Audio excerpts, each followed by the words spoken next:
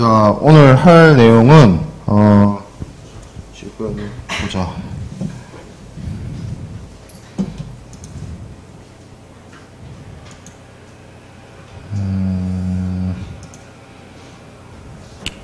LGR 차례 아닌가? 그죠?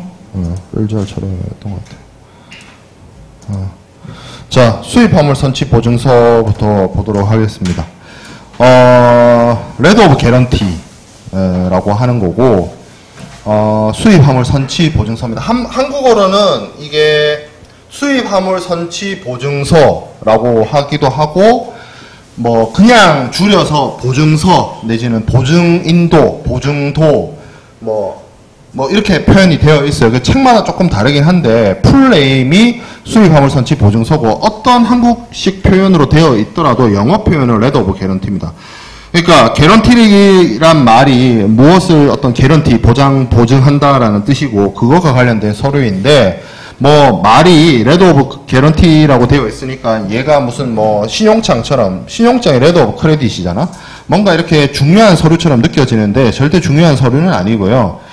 예전에 무역적인 간행에서 사용이 되었던 서류인데 이 서류가 오늘날에는 사용이 되면 조금 문제가 되는 서류가 되어 있습니다. 자, 이 서류가 어떨 때 사용이 되냐면 선화증권의 분실이나 그러니까 선화증권이 사라진 거죠. 원본 선화증권이. 그리고 화물이 선화증권보다 먼저 도착하는 경우에 목적지 목적항에 매수인이 CIF라고 쳤을 때 그 선화증권 원본을 운송인에게 제시해서 상한을 통해서 물품을 인수를 해야 되는데 물건은 먼저 왔는데 선화증권이 늦게 온다는 거죠. 그런 경우에 선화증권 원본이 없더라도 선화증권 원본을 사용하지 않더라도 화물을 인도받을 수 있도록 하기 위한 서류입니다.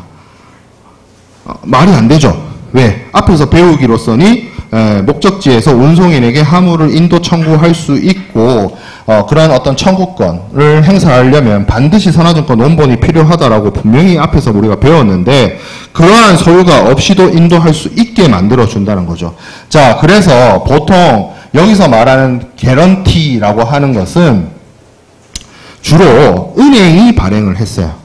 은행이 그러니까 은행 기명식 혹은 은행 지시식, 은행에 통해서 신용장을 통해서 무역대금 결제를 하는 경우에는 보통 은행 지시식 선화증권이 사용이 되는데 결국에는 뭐예요? 은행 지시식이라는 거는 선화증권의 정당한 수화인을 은행이 지시를 해서 지정을 하고 물품을 받아갈 수 있게 한다는 거예요. 자, 그러면 결국에는 선화증권의 원본이라고 하는 것은 은행으로 기속이 될 수밖에 없습니다. 신용장의 경우에는. 자, 그러면 그 은행이 운송인한테 이렇게 얘기를 해주는 거예요. 운송인 너가 발행한 선화증권이 아직 안 오고 있는데 결국에는 선화증권이 은행 지시식으로 발행을 했기 때문에 결국 은행인 나한테 올 것이다. 오면 오자마자 너한테 줄게.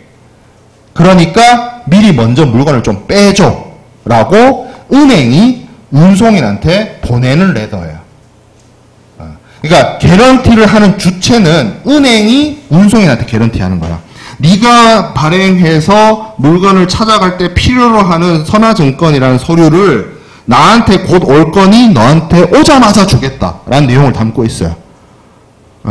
그러면 은행이 미쳤다고 그런 개런티를 할까? 그것을 할 수 있도록 그것을 하게끔 요청하는 사람이 있겠죠. 누구겠어요?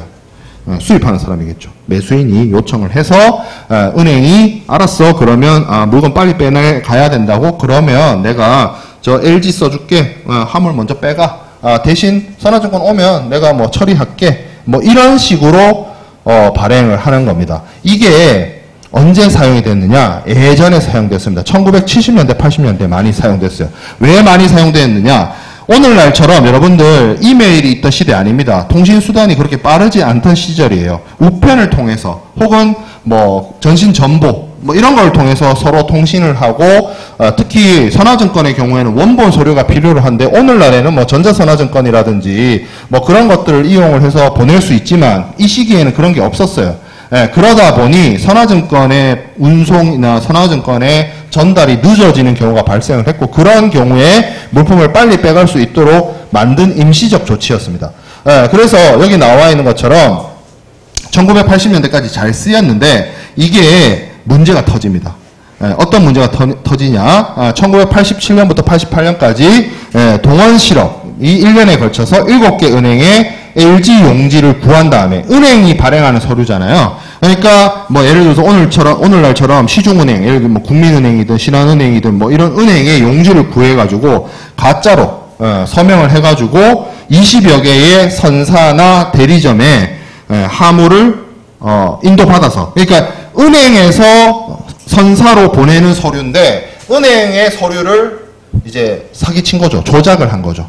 그렇게 해서 그 서류를 가지고 하물을 받아서 들고 나른 거죠. 그리고 나서 실제로 그러니까 실제로 선화증권 원본이 도착하면 어떻게 되겠어요? 물건이 빠져나가고 없는 그런 상태가 되는 거죠.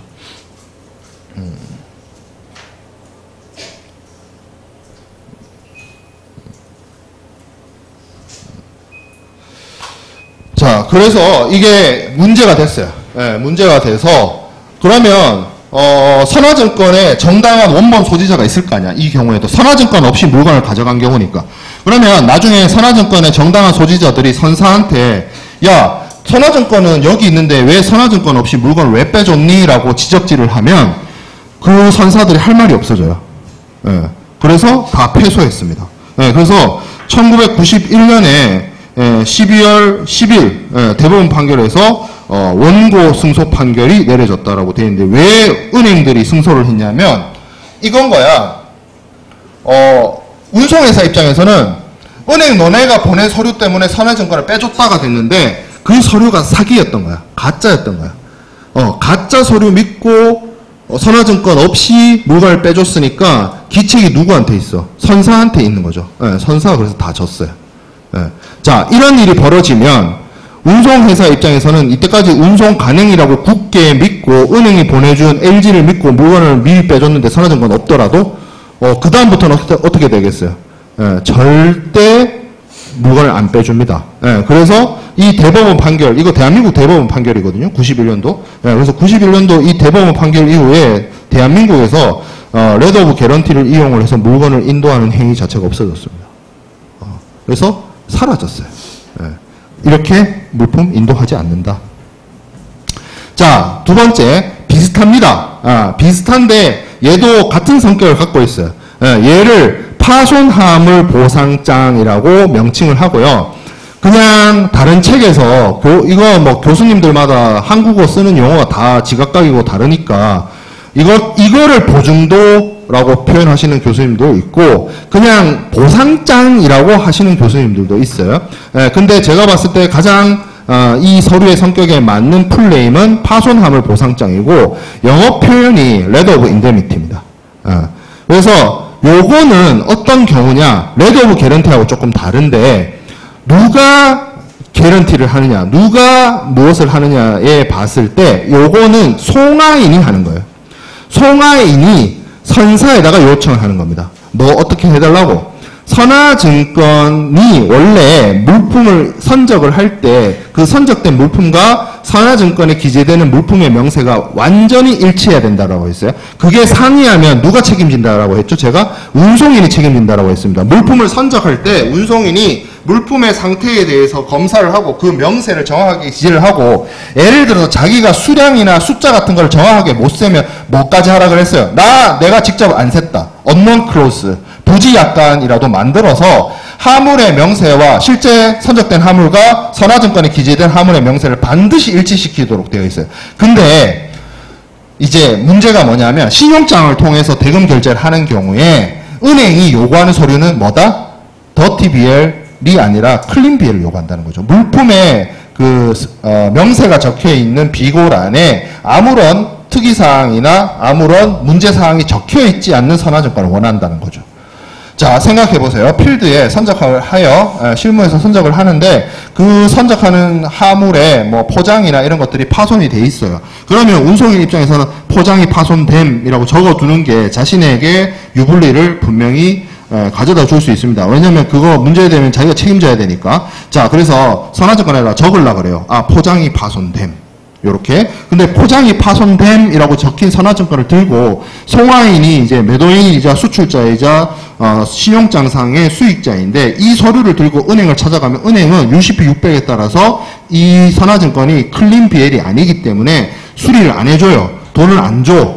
그러면 깝깝하죠. 그러면 송화인이 운송인한테 얘기를 하는 겁니다. 일단 자, 화물이 파손된 건 알겠는데 어떻게 해달라? 지워달라. 그냥 클린 BL로 발행해달라. 네가 그렇게 클린 BL 발행해서 생기는 문제에 대해서는 내가 어떻게 하겠다. 모두 다 책임지겠다. 그 뜻이에요. 그래서 이제 운송인이 오케이를 하면 각서 쓰는 거예요. 각서. 쉽게 말하면. 이 행동으로 인해서 생긴 책임과 문제에 대해서는 내가 다 책임질게 라고 송화인이자 매도인이자 신용장상 수익자이자 수출자인 이 사람이 운송인에게 각서 써주는 거야. 각서 쓰고 뭐 받아오는 거야? 클린 BL. 그러니까 물품의 하자라든지 포장의 문제라든지 그런 화물의 명세에 문제가 있다라고 하는 선화증권을 받지 않고 클린 BL을 받아오기 위해서 각서를 쓰는 게 파손화물 보상장입니다. 그래서 이런 경우에 활용을 하는 거죠.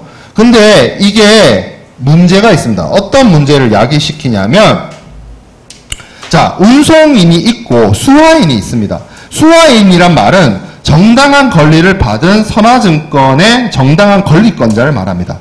자, 그러면 수화인이 정당하게 선화증권을 획득을 해서 대금을 지급하고 자신의 권리를 행사를 해서 선화증권을 통해서 운송인에게 선화증권을 제시를 하고 물품을 받았어요. 근데 목적지에서, 목적항에서 물품을 열었어요.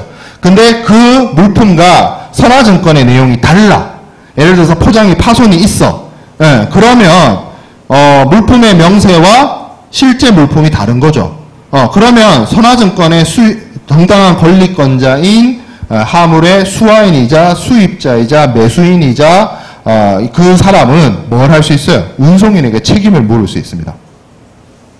왜 실제 물품과 선화증권상에 기재된 내용이 다르냐? 문제 제기를 할 수 있어요. 클레임을 제기할 수 있어요. 그러면 운송인은 이렇게 항변하겠죠. 아니야. 매도인이 각서 써줬어. 매도인이 책임진대. 라고 얘기하겠죠. 그러면 그 이야기를 들은 수화인은 뭐라고 대답해 주는 게 맞을까요? 아, 그래. 그럼 내가 매수인하고 얘기해 볼게. 이렇게 얘기할까? 아니죠. 그건 네 사정이고. 그건 네 문제고. 나는 나의 정당한 권리로서 선화증권과 일치하는 물품을 너에게 청구할 수 있다. 너는 나에게 선화증권에 기재된 그 물품을 그대로 나에게 인도할 책임이 있다. 채권이 있다. 채무가 있다. 근데 선화증권에 기재된 물품과 네가 나한테 주는 물건이 다르잖아. 책임져라. 책임져야 돼요. 소송 들어가면 운송인이 100% 집니다. 그러면 매도인이 각서 썼는데요. 매도인이 각서 쓴 거는 매도인과 운송인 사이에서 풀 문제예요. 그러니까 쉽게 말하면 운송인이 수화인한테 매수인한테 두드려 맞고 책임져 주고 그걸 가지고 내가 이만큼 두드려 맞았으니 네가 책임져라고 해서 매도인에게 다시 소송을 걸든지 해서 해결할 수 있는 문제입니다. 파손화물 보상장을 믿고. 자, 이러면 결국에는 운송인이 중간에 껴가지고 굉장히 난처한 경우가 생겨나죠. 그래서 이런 상황이라면 여기 뭐 있죠. 여기 33번 슬라이드에 이 말이 있죠. 보상장이 두 번째 줄에 두 번째 동그라미에 보상장이 사기가 의도되지 않고 발행된 경우에는 해상 운송인과 송화인 간에 유력하다. 왜? 운송인하고 송화인 사이에서 매도인 사이에서 쓰여진 각서잖아. 그러니까 요거를 전제로 운송인이 송화인한테 문제를 잡아가지고 네가 책임져 뭐 이렇게 할 수는 있어요. 그거는 가능해. 그렇지만 이거를 수화인에게 항변할 수는 없다는 게 핵심이라는 거죠. 그러면 이게 잘 쓰일까? 잘 쓰이지 않습니다. 잘 쓰이지 않고 현재 실무적으로 간행상 잘 쓰이지 않아요. 자, 그러면 한 가지 몇 가지를 얘기를 해줄게요. 자, 실제로 수출자 입장에서 실무를 하다 보면 물품을 준비하거나 포장을 하거나 물품을 어레인지하는 과정 속에서 내가 매매 계약과 동일한 컨디션과 품질을 갖고 있는 물품을 인도하는 것이 가장 베스트지만 그러지 못할 수도 있잖아. 준비하는 단계에서 수량이 부족해질 수도 있고 품질이 떨어질 수도 있고 아니면 포장이 잘못됐을 수도 있고 운송 중에 포장이 파손될 수도 있잖아. 그러면 파손함을 보상장을 못 쓴다라고 하면 나는 대금 결제를 신용장을 통해서 해야 되는데 어떡하란 말이냐. 그 경우에서 해결책은 매수인과 직접 얘기해서 신용장 조건을 변경하는 것이 가장 바람직합니다. 신용장 조건 자체를 바꾸면 돼. 네. 준비를 했는데 포장이 파손됐다. 그럼 포장 파손된 거에 내용이 기재된 선화증권을 은행을 통해서 수리할 수 있도록 신용장 조건을 변경을 하든지 하는 것이 바람직하지, 이 파손화물 보상장을 쓰게 되면 여러 가지 법적 문제를 야기시킨다는 거죠. 자, 그리고 제가 계속 신용장 통일 규칙을 얘기를 하는데, 자, 신용장 통일 규칙, 즉 다시 말해서 대금 결제 방식을 신용장을 썼을 때 은행이 수리를 해줘야 되잖아. 은행이 지급 확약을 하고 은행이 수리를 해줘야 되는데, 그 은행이 수리할 때 수리 요건이 선화증권은 반드시 클린 선화증권. 그러니까 아무런 어떤 기재사항이라든지 이견이라든지 추가사항이라든지 화물의 수량이나 부족분 포장의 불비 이런 것들과 관련된 내용들이 적혀있지 않는 아주 깨끗한 화물의 상태에 대해서 외견상 아무런 문제가 없다라는 문구가 적힌 클린 선화증권만 요구해요. UCP 600이. 그럼 어떻게 하면 돼? 선화증권 신용장을 대금 결제 방법으로 안 쓰면 되죠. 그러니까 이거는 대금 결제를 신용장을 통해서 할 때만 문제가 되는 거예요. 요 두 가지 경우 다. 자, 그런데 그러면 결론은 잘 안 쓰인다죠. 레터 오브 개런티나 수입화물 선취 보증서나 파손화물 보상장 LI나 오늘날 잘 안 쓰입니다. 근데 오늘날 잘 안 쓰이는데 제가 왜 여러분한테 설명을 하느냐. 시험 문제는 낸다는 거지. 어떤 분들이. 그래요. 출제위원들이 낸다는 거죠. 잘 안 써요. 실무상 안 쓰여. 근데 교과서에는 무역 계약이나 무역 실무와 관련된 교과서에는 여전히 남아있고 이거를 시험 문제로 내시는 분들이 있어서 제가 여러분들한테 알려줬다는 거죠. 자, 그래서 13주차 강의 자료 이렇게 정리를 하고요.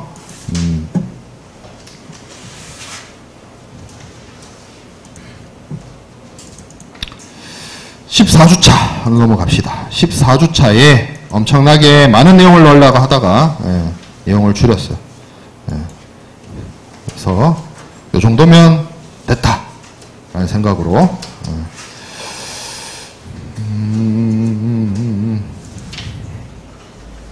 자, 계약 위반 이제 다 했어요. FOB에 대해서 했고 FOB와 CIF 계약을 통해서 여러분들이 인커텀스를 통해서 배운 그 FOB와 CIF가 전부가 아니라 FOB의 경우에는 여러분들이 교과서에서 배운 그 FOB대로 실행되는 FOB는 절대 없다. 온갖 이상한 변형이 일어나서 사용되고 있고 CIF 같은 경우에는 실제로 교과서대로 가는 경우도 있지만 많은 경우에 매도인 매수인 간의 협의를 통해서 어느 정도의 변형이 일어나고 있고 그러한 변형이 거의 대부분 사용되고 있을 정도로 널리 확산되어 있다. 그래서 특히 이 CIF의 경우에는 제가 보험 서류라든지 선화증권이라든지 이런 서류의 중요성에 대해서 한번 얘기를 했었습니다. 자, 그래서 FOB 계약이나 CIF 계약까지 다 살펴보았고 추가적으로 볼 내용들은 계약 위반에 대한 내용을 조금 더 살펴볼 텐데 계약 위반은 계약 내용 자체의 불이행을 의미를 합니다. 계약 위반을 해서 불이행을 하게 되면 어느 누구 하나가 계약 내용을 이행하지 않은 것이 돼요. 그래서 이게 좀 복잡한 의미로 볼 수 있는데 채무 불이행, 계약 불이행 이런 것들도 있지만 이거를 좁은 의미로 보면 당사자의 잘못에 의해서 일어나는 그러한 채무 불이행도 있고 그렇지 않은 경우도 있어요. 그래서 예를 들어서 계약 불이행을 했는데 내가 절대 계약을 완전히 이행할 수 없는 그러한 상황에서 일어난 것에 대해서 문제 삼기는 좀 어렵고 주로 여기 네 번째 동그라미에 두 번째에 있는 것처럼 채무자의 기책 사유가 되는 고의나 가실에 의해서 발행했을 때가 중요한 채무 불이행이나 채무 계약 위반 이런 것들이 된다고 볼 수 있습니다. 의도를 하지 않고 뭔가 뭐라고 해야 될까? 뭐 뒤에서 얘기하겠지만 뭐 불가항력 같은 사유에 의해서 발생되는 채무 불이행은 그거를 좀 여러 가지 당사자들한테 책임을 좀 묻기는 어렵고 여러 가지 해결할 수 있는 방법들이 있습니다. 불가항력 조항이라든지 하드십이라든지 뭐 그건 뒤에서 얘기하기로 하고 자 계약 위반의 유형이 있어요. 이건 앞에서도 우리가 한번 했었던 내용인데 이행 해태, 이행 불능, 이행 거절이 있습니다. 이행 거절 같은 경우에는 CISG에서 얘기했던 것처럼 안 하겠다는 거야. 당사자가 안 하겠대. 자, 그 다음에 이행 불능, 기책 사유 여부와 상관없이 이행을 도저히 불가능하게 된 사유를 말해요. 뒤에서 얘기할 불가항력이라든지 하드십이라든지 뭐 프러스트레이션이라든지 그런 것들이 해당이 됩니다. 자, 그 다음에 이행 해태가 있어요. 요거는 그냥 뭐라고 해야 될까? 할 수 있는데 안 하는 거를 말합니다. 해태란 말을 뭐 이게 한자어라서 잘 여러분들이 한국어로 잘 쓰이지 않는 말인데 해태란 말 자체가 할 수 있음에도 안 하는, 그러니까 회피하는 뭐 그런 것들을 말합니다. 자, 그래서 한국 법상에서 유형을 좀 살펴보면 첫 번째 이행 지체에 있어요. 이행이 가능함에도 불구하고 기간이 도래했음에도 불구하고 이행을 하지 않는 것. 그래서 이행 지체의 성립이 가능하려면 여기 1, 2, 3이 있어야 돼요. 시기가 도래해야 되고 이행이 가능해야 되고 그 이행을 지체하고 딜레이하는 거에 대해서 채무자가 기책 사유가 있어야 돼요. 고의로 했거나 가실로 했거나. 그러니까 고의는 일부러고 가실은 실수로. 그죠? 자, 그래서 이행 지체는 뭐 목적물이 소실되었거나 뭐 이런 것이 아니라 하려면 할 수 있는데 못하는 그런 상황이기 때문에 이행 불능하고 조금 다릅니다. 그래서 자, 이행 지체가 발생하게 되면 자, 어떤 효과를 할 수 있느냐? 채권의 강제력을 발동해서 급부를 실현할 수 있으며 채권을 위해 담보가 설정되어 있는 경우에는 담보권을 행사할 수 있다. 담보권을 행사할 수 있고 지연으로 인한 경우에는 손해배상 청구할 수 있습니다. 그리고 계약 해지할 수 있어요. 어디서 배웠어요? CISG에서 배웠죠. 자, 금전 채무에 대해서는 이자 받을 수 있습니다. CISG에서도 관련된 내용이 있죠. 한국상법에도 그 내용이 있습니다. 자, 그 다음에 계약에 있어서 채무자가 채무 이행하지 않을 때는 최고하고 기기간 내 이행하지 않을 때는 계약을 해지할 수 있다. 이게 한국법이기 때문에 이런 표현이 있는데 쉽게 말하면 여기서 말하는 최고가 뭐냐면 독촉이에요. 돈 내놓으라고 독촉을 하고 독촉했음에도 불구하고 이행을 하지 않으면 뭐 할 수 있다? 계약 해지할 수 있다. 그렇죠? 이런 내용들을 행할 수 있다는 거죠. 자, 이행 불능이 있어요. 계약 또는 채무가 이행 불능하게 된 경우에는 어느 당사자의 기책 사유로 인해서 어느 당사자에게도 그러니까 당사자의 기책 사유로 인한 경우가 있고 당사자의 기책 사유가 없는 경우가 있습니다. 그죠? 그래서 이게 어떻게 보면 이 기책 사유로 인해서 생긴 문제가 크겠죠. 그래서 여기 보면 이런 말이 있어요. 원시적 이행 불능은 애당초 계약이 무효이거나 계약 체결상 가실의 법리에 의해서 해결될 것이기 때문에 이거는 문제가 크게, 그러니까 원시적인 거는 문제가 없다. 그러니까 처음부터 이행 불능인 경우는 문제가 없다. 근데 후발적인 이행 불능의 경우에는 문제가 된다. 그리고 그 후발적인 이행 불능이 우리가 말하는 이행 불능의 문제다. 그리고 그 이행 불능이 계약 위반이 되려면 당사자의 기책 사유가 있어야 된다. 그런 얘기예요. 그래서 민법에 요 밑에 네 번째 동그라미에 보면 민법에도 546조에 채무자의 책임 있는 사유로 이행이 불가능해진 때에 계약을 해지할 수 있음을 규정하고 있다. 계약 해지도 할 수 있고 손해배상 청구도 할 수 있고. 그렇죠.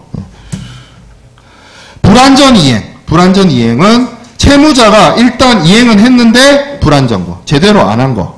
일부만 한 거. 제대로 안 하고 일부만 한 거를 말합니다. 그래서 유형을 보면 급부된 목적물에 하자가 있거나 이행 방법이 불완전하거나 아니면 급부를 하기 전에 주의를 태만한 경우, 그런 경우가 유형에 해당이 되고, 이거를 불완전 이행의 경우에는 그 효과를 좀 쪼개요. 쪼개서 추가적으로 늦게라도 할 수 있는 경우와 할 수 없는 경우를 나눕니다. 할 수 있는 경우에는 여러분들 왜 그 CISG 공부할 때 추가 기간 지정권 뭐 이런 거 특정 이행 청구권 이런 거 배웠었잖아요. 그래서 그런 것들을 할 수 있고 그걸 안 했을 때 계약 해제를 할 수 있어요.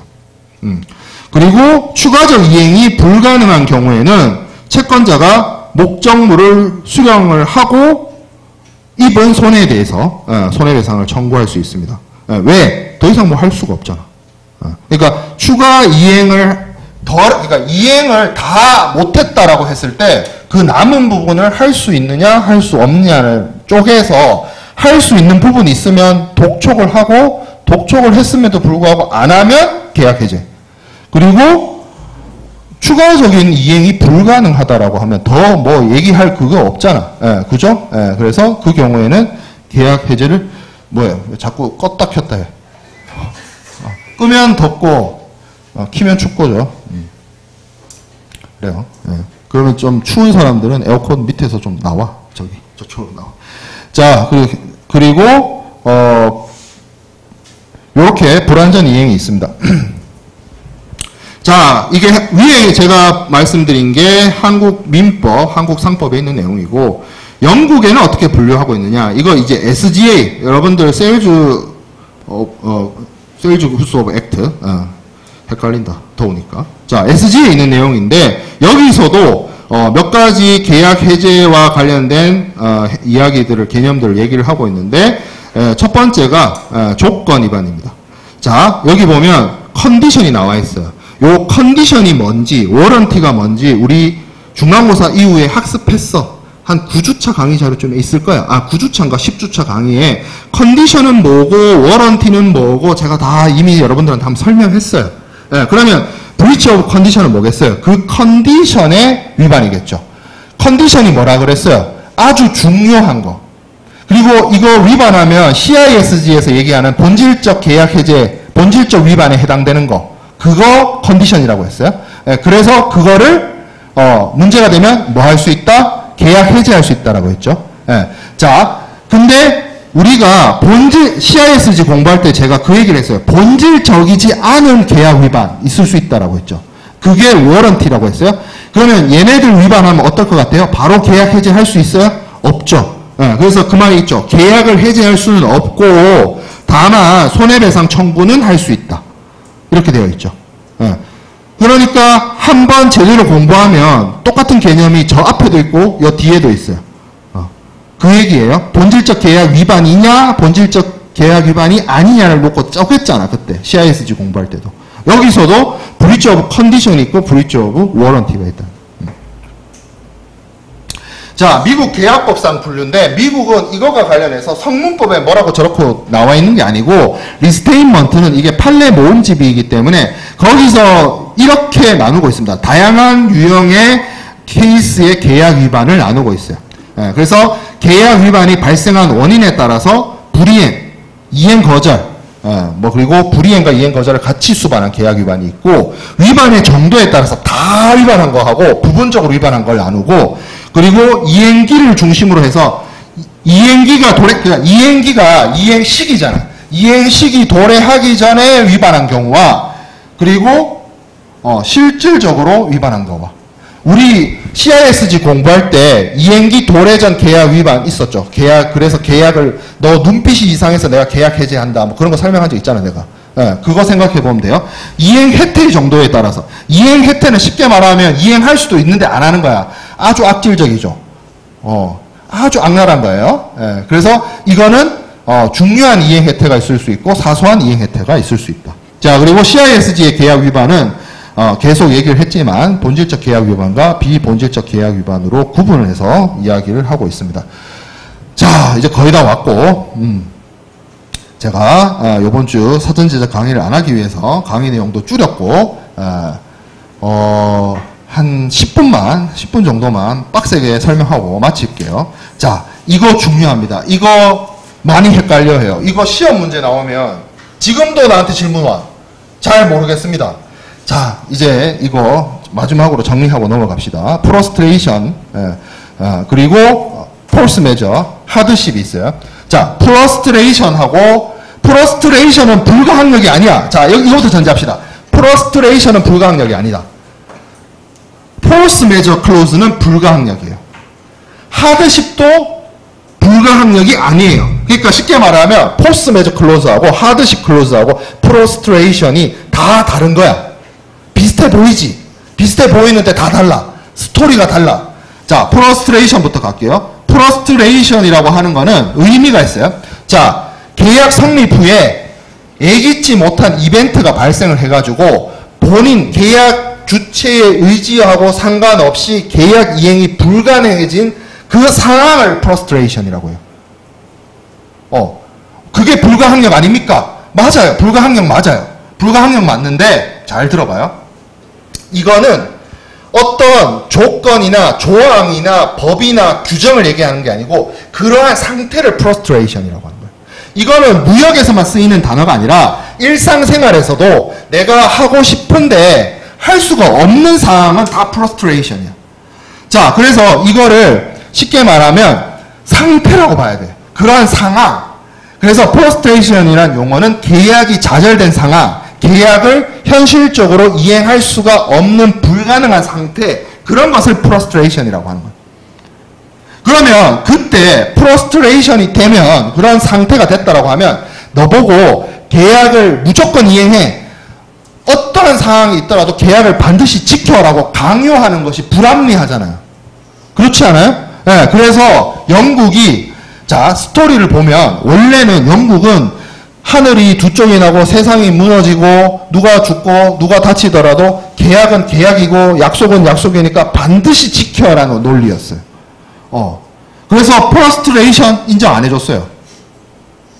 근데 이제 영국도, 지금도 영국 사람들 보면 되게 깐깐하고 보수적이고 옛날 마인드에 젖어 있죠. 그런데 영국도 변한단 말이야. 그래서 이 프러스트레이션, 계약 엄격 일치의 원칙, 이 엄격성, 이런 것들이 서서히 완화되기 시작합니다. 자, 그리고 영국 사람들 그 콧대 높았던 대영 제국이 박살나고 무너진 계기가 뭐였죠? 세계 1차 대전, 세계 2차 대전이에요. 세계 1차 대전 되니까 영국 신사 없습니다. 영국의 신사도 저리 가라예요. 대영 제국은 없어졌어요. 옛날과 같은 위상이 아니야. 늘 하던 대로 못해. 어떻게? 현실을 인정하는 거죠. 현실을 인정하면서 세계 1차 대전 때 영국이 나라 망할 뻔했어요. 그 독일의 유보트 공격을 받아서. 정시 운송, 대영 제국, 해상을 통한 해상지배, 그러니까 해군을 통한 해상지배 다 옛말이 됐어. 옛날 같지 않아. 그래서 이 프러스트레이션을 인정하고 프러스트레이션을 자기들의 법 제도화해서 법리로서 만들어줍니다. 그래서 프러스트레이션과 관련해서 영국 내에서 프러스트레이션 법이 있거나 프러스트레이션 협정이 있거나 프러스트레이션 조약이 있거나 조건이 있거나 이렇지 않아. 프러스트레이션은 뭐냐면 쉽게 말하면 판례야. 그러니까 원래는 인정 안 해줬어. 쉽게 말하면 철저하게 야, 세상이 두 쪽이 나도 계약은 지켜야지. 이거였는데 전쟁이 나고 1차 대전 되니까 계약을 너무 다 안 지키거든. 계약을 안 지키는 게 훨씬 많아. 이때까지 영국 사람들은 99.9% 약속과 계약을 무조건 지켰는데 90%에 넘는 사람들이 전쟁 때문에 계약을 이행할 수가 없네? 어떻게 해야 되겠어? 예외적으로 인정해 줄 수밖에 없잖아. 그런 논리들이 만들어진 거예요. 그러니까 프러스트레이션의 법리라는 게 요때 직접적인 판례에 의해서 등장을 한 거예요. 야, 이 정도 상황이면 계약 지키지 못하는 게 어쩔 수 없잖아 정도였던 거예요. 이해되죠? 이해되죠? 자, 미국에서는 이 프러스트레이션 법리를 받아들입니다. 그래서 미국 통일상법점 UCC에 보면 이 프러스트레이션과 관련된 명문화된 규정, 쉽게 말하면 한국 상법처럼 명문화된 규정이 있었어요. 프러스트레이션과 관련돼서. 자, 그러면 프러스트레이션이 그렇게 발전을 했는데 프러스트레이션이 어떠한 경우가 프러스트레이션이냐? 계약 이행이 완료되기 전에 당사자의 기책 사유 없이가 중요해. 기책 사유 없이 내가 통제하지 못하는 거야. 비욘드 컨트롤이야. 그 상황에서 물품에 대해서 물리적인 파괴가 발생하거나 불가항력적 사건이 발생해서 계약 목적을 달성할 수가 없는 상황이야. 중요한 거는 내 통제를 벗어났어. 내 기책 사유 없어. 그 경우에 어떻게 하겠다고? 계약이 자동적으로 소멸하고 채권 채무 관계가 면책되는, 이행 의무가 면책되는 그런 경우가 프러스트레이션인 겁니다. 그래서 영국에서는 이게 명문화된 규정이 없기 때문에 뭐를 통해서 형성이 됐다고? 법원의 판례를 통해서, 누적된 판례를 통해서 생겨났다는 거죠. 그래서 여기 나와 있는 것처럼 뭐 SGA에서 나중에 정리를 할 때 이 정도로 정리가 됐어요. 특정물에 관한 매매 합의가 성립된 후에 매수인에게 위험이 이전하기 전에 물품이 매도인 또는 매수인이 가실에 의하지 않고 매수인한테 효력 상실한다. 미국 UCC에서도 그렇게 돼 있고 CISG에도 그런 내용들이 있습니다. 의무 불이행이 자기의 지배를 벗어나는 장애로 인한 의무 불이행은 면책된다. 그래서 각 법제에서 기책 사유 없이 목적 달성이 불가능한 사항에 대해서 당사자들이 책임과 당사자들의 의무에서 벗어난다는 내용을 다 이야기를 하고 있는 거죠. 그래서 프러스트레이션의 법리가 이렇게 생겨나는 겁니다. 그래서 계약 목적물이 멸실이 되고 주변 사정이 본질적으로 변화했을 때, 그러니까 계약 목적물이 멸실된 거는 어떤 자연재해나 뭐 이런 걸로 인해서 더 이상 그 물품이 물리적인 파괴라든지 그런 것들이 발생하는 것을 말하는 것이고, 주변 사정의 본질적 변화는 법 제도가 바뀌어 버리는 거예요. 계약 초창기에는 아무 문제 없었던 것이 뭐 법이 바뀌거나 당사자들이 예견하지 못한 상황이 발생을 해서 계약을 더 이상 이행할 수가 없게 되는 것인데, 그러한 케이스들이 11번 슬라이드에 정리되어 있습니다. 첫 번째, 법률이 바뀌는 거, 전쟁이 발발하는 거, 그리고 정부가 물품을 수출입을 금지시키는 거, 그리고 수출입 허가나 할당제로 바뀌는 거. 예를 들어서 한국 같은 경우에 쌀 같은 거 수입할 때 커터가 있거든요. 근데 내가 수입할 때는 커터가 여유가 있었는데 실제로 부산항에 물품이 들어오고 나니까 커터가 다 가득 찼네. 수입이 안 되네. 수입하려면 내년까지 기다려야 되네. 내년까지 기다리다가 물품이 다 변질이 되겠죠. 그런 경우. 이거 뭐 자기가 원한 거 아니잖아. 물론 미리 사전에 알아보면 좋았겠지만 어쨌든 그런 후발적 위법성이 프러스트레이션입니다. 자, 그래서 프러스트레이션이 발생하게 되면 제가 계속 설명을 했던 것처럼 계약의 의무에서 벗어납니다. 그리고 이 프러스트레이션 효과는 비소급효예요. 계약 체결 시점으로 어떤 계약 효력이 돌아가거나 앞당겨지거나 이런 것이 아니라 그냥 프러스트레이션이 성립이 되면 그 이후 당사자들의 계약과 관련된 책임, 계약과 관련된 채권 채무에서부터 면책이 됩니다. 이게 뭐랑 좀 다르냐면 계약의 무효하고 좀 달라. 그러니까 계약이 무효되는 경우가 있어요. 계약이 무효되는 거는 계약이 원래 처음부터 존재하지 않았어야 되는 것이기 때문에 소급효가 발생이 돼서 과거로 돌아가서 원래부터 계약이 없던 상태로 만드는 게 계약이 무효되는 경우예요. 근데 프러스트레이션은 계약이 무효되는 건 아니에요. 계약이 존재는 했어. 계약이 유효해. 계약이 유효하지만 이 계약을 현실적으로 더 이상 진행할 수가 없고 목적을 달성할 수가 없기 때문에 그 시점부터 그 계약의 효력을 정지시키고 당사자 채권 채무로부터 벗어나게 해주는 거야. 그게 달라.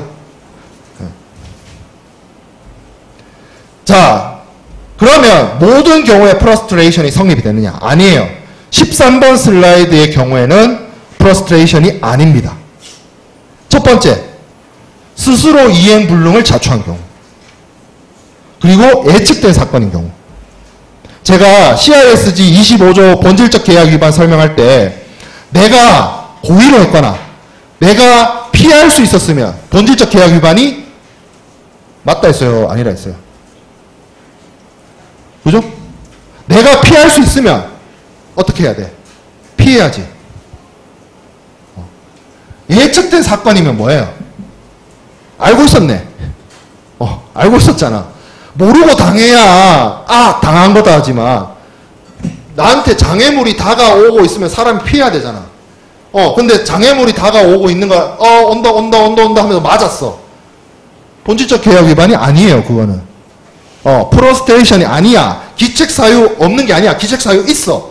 다가오는 게 있어서 내가 확 피해야 기책 사유가 없는 거지. 다가오고 있는 걸 알면서 두드려 맞았어. 기책 사유 있는 거예요, 그거는. 이해돼요? 무슨 말인지? 예측된 사건인 경우에 프러스트레이션이 아닙니다. 자, 두 번째, 단기간의 이행불능. 잠깐 이행불능 상태였다가 회복이 될 수 있어. 이런 경우에요. 예를 들어서 항구가 부산항이 셧다운이 됐어. 3일 셧다운 됐어. 3일 짧잖아. 4일 뒤에는 괜찮아지잖아. 그거 프러스트레이션 아니야. 이해돼요? 무슨 말인지? 자, 그 다음에 계약서상에 명시적 규정이 있어요. 뭐 예를 들어서 뭐 어쩌고 저쩌고가 중요한 게 아니고 뭐 이런 상황, 예를 들어서 계약 이행이 불가능해졌다 하더라도 계속 유효한 상태로 존재한다. 이런 명시적 규정을 두면 이게 명시적 컨디션이 되기 때문에 이거는 어쩔 할 수가 없어요. 요런 경우. 자, 그리고 이행사항의 비용 증가의 경우 할 수는 있는데 비용이 많이 늘어나게 돼서 좀 어려워졌어. 이거는 프러스트레이션이 아니에요. 이거는 뭐하고, 지금 여기 13번 슬라이드 4번 방가로는 뭐하고 관련이 있냐면 뒤에서 얘기할 하드십 조항하고 관련이 되어 있습니다. 자, 그러면 오케이. 자, 많은 사람들이 헷갈리는 부분, 많은 사람들이 시험 공부하면서 굉장히 나한테 질문하는 부분. 자, 불가항력 조항, 포스 메저 클로스가 있고 하드십 클로스가 있어요. 그리고 프러스트레이션이 있으면 이 세 가지는 뭐가 다릅니까? 일단 불가항력 조항은 알고 있는 것처럼 여러분들이 불가항력적 사항이 있어서 당사자들의 면책되는 게 포스 메저 불가항력 조항이죠. 자, 하드십은 이거예요. 당사자들의 통제 불능인 정치 경제적 상황의 변화로 계약 이행이 곤란하게 되는 경우. 아까 제가 그 얘기를 했었어요. 계약을 이행을 할 수는 있어. 근데 가격이 너무 많이 뛴 거야. 쉽게 말하면 이런 거죠. 처음 그 사람하고 나하고 계약을 할 때는 US 달러가 환율이 한 1200원이었어. 근데 계약을 실질적으로 이행하려고 보니까 환율이 한 1600원이 뛰었어. 1800원이 뛰었어. 그러면 만들면 만들수록 손해지. 만들면 만들수록 손해인데 못 만들 수 있는 건 아니야. 그런 상황. 이해돼요? 무슨 상황인지? 네. 그 상황이 발생했을 때 어떻게 하자고? 계약을 소멸시키지 않고 어떻게든 이행을 시키는데 뭔가 가격 조정, 기간 연장, 기타 변경을 해가지고 어떻게든 하게끔 만들자. 아니면 뭔가 뭐 조정을 하든지 금액을 올려준다든지 대금을 바꾼다든지 조정을 하자. 왜? 너무 어려운 상황이니까. 이게 하드십이에요. 자, 그러면 불가항력이 있고 하드십이 있는데 여기 두 개 특징이 뭐예요? 공통점. 클로즈라고 돼 있죠. 클로즈라고 돼 있죠. 무슨 뜻이에요? 클로즈가 무슨 뜻이야? 조항이라는 뜻이죠. 조항. 아니야? 맞죠? 자, 정확하게 말하면 어떤 차이점이 있냐면 불가항력 조항, 하드십 조항은 보통 계약서의 계약 조건, 컨디션으로 들어가는 계약서 내의 조항입니다. 이해돼요? 무슨 말인지?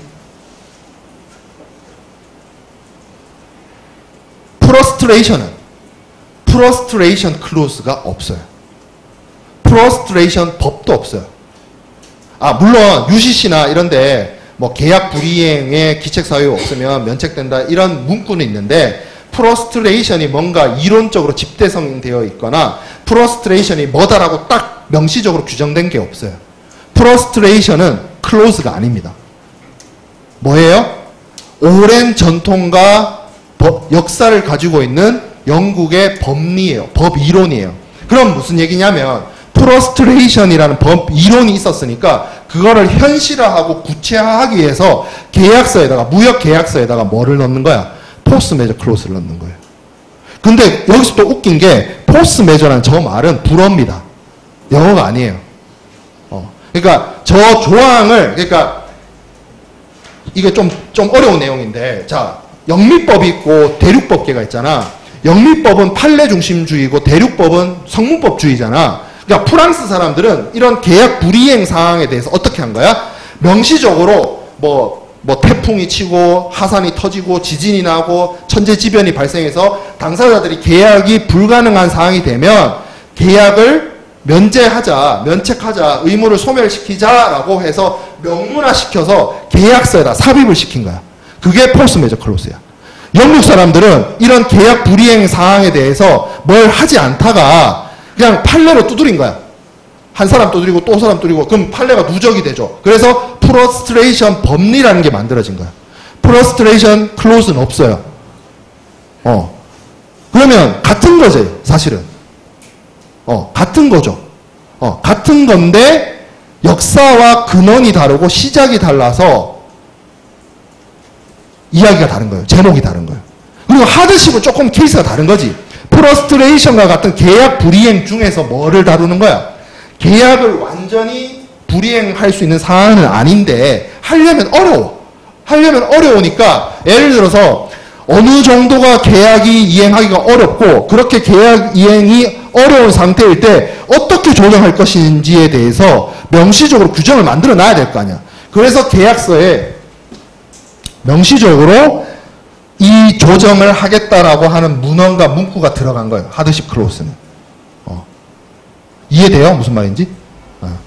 그래서 프러스트레이션하고 포스트 메이저 클로즈하고 하드십 클로즈는 다 다른 거다. 그리고 몇 차례 뭐 간세사 시험이나 이런 데 보면 이 세 가지 개념에 대해서 서로 비교를 하거나 서로 뭐 차이점을 묻거나 하는 경우들이 있습니다. 그래서 차이점은 제가 설명한 그거를 얘기를 하면 돼요. 공통점도 있어요. 공통점 있지. 뭐예요? 다 계약 불이행 사항이잖아. 기책 사유 없는 계약 불이행 사항이에요. 공통점은 기책 사유 없는 불이행이야. 그래서 서로 이제 계약을 조정하거나 면책을 하겠대. 물론 불가항력 조항하고 프러스트레이션의 법리는 면책을 하는 거고 하드십은 뭐야? 어떻게든 끌고 가겠다는 거죠. 그런 정도의 차이점들이 있습니다. 이런 것들이 실질적으로 여러분들 무역 영어 시험이나 간세사 시험에 출제가 되기 때문에 이 개념을 명확하게 알고 있어야 객관식이든 주관식이든 대응이 돼요. 그래서 이 정도 개념들은 반드시 좀 알고 있으면 좋겠다. 자, 그래서 다 나갔습니다. 진도 뭐 계약 위반까지 나갔고 원래는 뭐 뒤에 좀 더 할 것도 있었지만 여기에서 마무리하고 시험 범위 여기까지. 시험 범위 여기까지 해서 보강 주간에 우리 제가 여러분 공지한 것처럼 축제 기간 때 수업을 했었기 때문에 다음 주 보강 주간에는 수업을 하지 않고 25일 장소 여기 하고 6403 요 두 장소에 나눠서 시험 시간 동일하게 해서 진행하도록 하겠습니다. 문제 유형 동일합니다. 시험 준비 잘 하고 시험 잘 보길 바랍니다. 마칠게요.